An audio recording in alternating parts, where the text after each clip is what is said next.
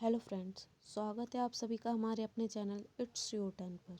तो जैसा कि आप सब लोगों को मालूम है, हमारे चैनल पर दी जाती है आपको हर सब्जेक्ट की डिटेल क्लास। तो आपने अगर हमारे चैनल को अभी तक सब्सक्राइब नहीं करा हो तो सब्सक्राइब करें।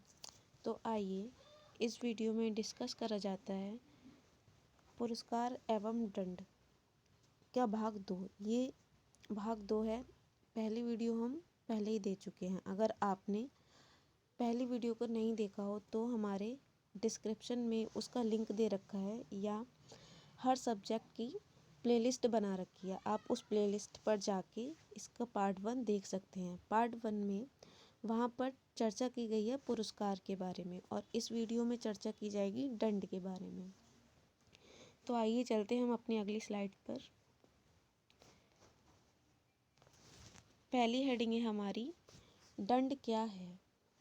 दंड एक प्रकार की निषेधात्मक प्रक्रिया है जिसका प्रयोग पुरस्कार के साथ कभी कभी शिक्षा में किया जाता है। नकारात्मक प्रेरक द्वारा किसी कार्य को सकारात्मक रूप से करना और उसके कार्य में वृद्धि हो जाना हमारा दंड कहलाता है।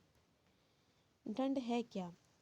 सब लोग सोचते हैं कि दंड का मतलब पनिशमेंट है, परंतु पनिशमेंट भी दो प्रकार से होती है, एक नेगेटिव रूप में और एक पॉजिटिव रूप में। नेगेटिव रूप में वो दंड होता है जो कार्य करने की जो दर है उसको कम करे, परंतु सकारात्मक रूप में अगर दंड का प्रयोग किया जाए तो वह हमारे कार्य में वृद्धि करता है। ये हमारा दंड कहलाता है।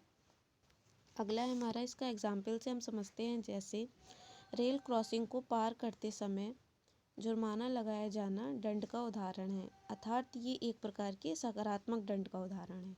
जब हम लोग रेल क्रॉसिंग करते हैं तो टीटी के द्वारा हमें रेल को क्रॉस करते हुए देखा जाता है, तो वो हमसे रुपए के रूप में हमसे क्या लेता है? जुर्माना लेता है। और ये जुर्माना हम एक बार दे देते हैं तो उसके बाद दोबारा कभी भी रेल क्रॉसिंग से प्लेटफॉर्म को पार नहीं करते, हम हमेशा सीढ़ियों का प्रयोग करते हैं। तो ये हमारे क्या करता है? सकारात्मक रूप से हमें प्रेरित करता है किसी कार्य को करने के लिए। तो ये हमारा कहलाता है सकारात्मक दंड। अगला है, क्या लिखा हुआ है स्लाइड में? दंड मतलब दंड को बैन किया गया था। आरटीई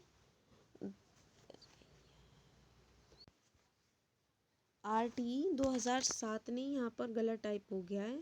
आरटीई 2009, हम सबको मालूम है कि आरटीई कब आया था? 2009 में आया था। तो इसमें जो है दंड को क्या कर दिया गया है? प्रतिबंध कर दिया गया है, बैन लगा दिया गया है। लेकिन जो यूपी में इसकी तिथि है वो है 1 अप्रैल 2011। यूपी में जो बैन किया गया है दंड को, वो हमारा 1 अप्रैल 2011 को बैन किया गया है। अब है हमारा दंड के प्रकार। दंड है क्या? दंड मुख्यतः दो रूप होते हैं दंड के। पहला है हमारा शारीरिक दंड और दूसरा है मानसिक दंड। तो आइए समझते हैं दंड शारीरिक रूप में क्या होता है। शारीरिक रूप में हमारी जो है माता पिता के द्वारा या शिक्षकों के द्वारा जो हमारी पिटाई की जाती है, जिससे हमें शरीर पर चोट वगैरह लग जाती है, ये हमारा कहलाता है शारीरिक दंड। और मानसिक दंड, जब कोई किसी को ब्लैकमेल करता है तो वो कहलाता है हमारा मानसिक दंड। कहते हैं ना कि अगर तुमने ये बात किसी को बताई तो देख लेना कितना बुरा होगा। इस प्रकार से जो हमें प्रताड़ित किया जाता है वो हमारा कहलाता है मानसिक दंड। अगला कुछ दंड के अन्य प्रकार भी हैं। जैसे पहला है हमारा इसमें मनोवैज्ञानिक दंड। मनोवैज्ञानिक दंड क्या होता है? जो गलती करने पर दिया जाता है। गलती कोई व्यक्ति करता है तो उसको डांटा फटकारा जाता है, वो हमारा मनोवैज्ञानिक दंड कहलाता है। अगला है हमारा सामाजिक दंड।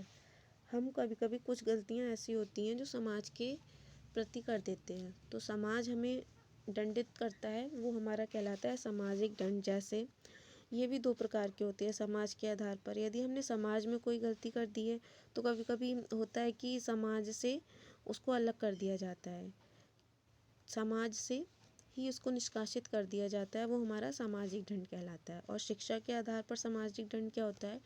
हमारी गलती करने पे कभी कभी टीचर हमें कक्षा से बाहर बिठा देता है, या हमें सबसे लास्ट वाली बेंच पे बिठा देते हैं, ये हमारा कहलाता है सामाजिक दंड।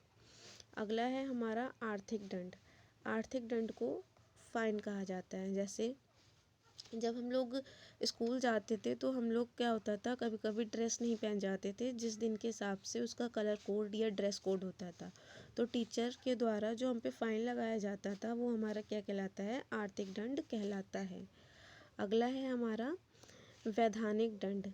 वैधानिक दंड जैसा नाम से स्पष्ट है, वैधान जो कुछ हमारे नियम कानून बनाए गए होते हैं उनको तोड़ते हैं हम, तो उसके लिए जो दंड दिया जाता है वो हमारा कहलाता है वैधानिक दंड। अगला है हमारा, क्या अगली स्लाइड पर देखते हैं क्या है।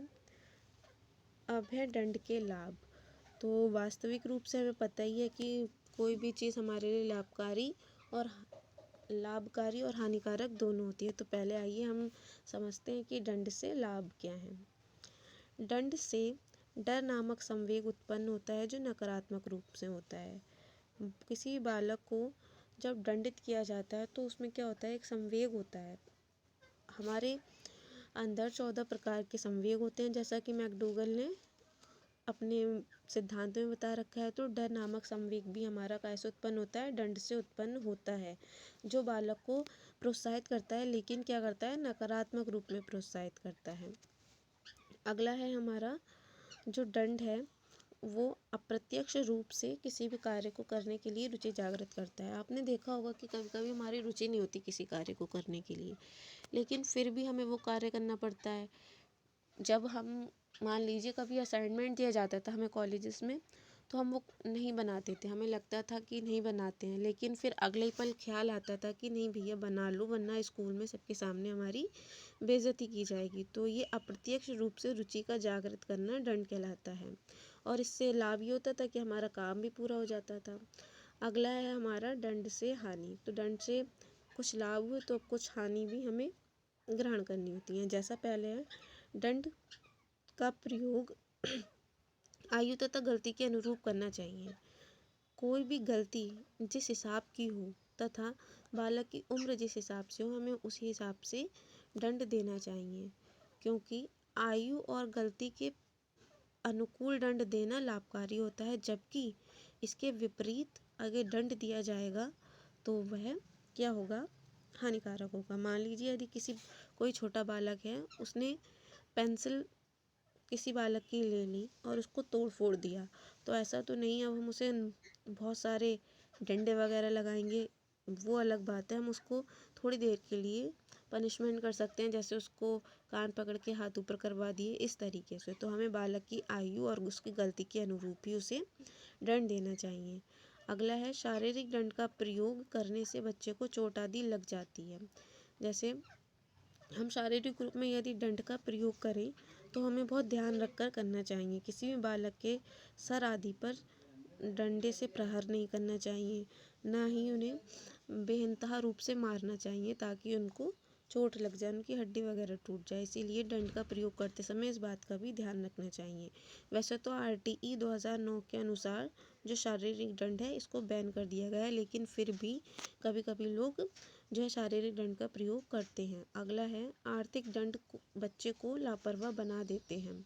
हर गलती के लिए बच्चे से जो है आर्थिक दंड मतलब फ़ाइन नहीं लेना चाहिए। कभी कभी क्या होता है, बच्चे सोचते हैं कि चलो रहने दो, ये काम छोड़ देते हैं, इसका टीचर क्या करेंगे, हमसे फ़ाइन ही तो लेंगे और हम अपने माँ बाप से जो है पैसे लेकर उस फ़ाइन को भर देंगे। ये क्या करता है, बच्चों को लापरवाह बना देता है। इसीलिए हमें आर्थिक दंड का प्रयोग कम करना चाहिए।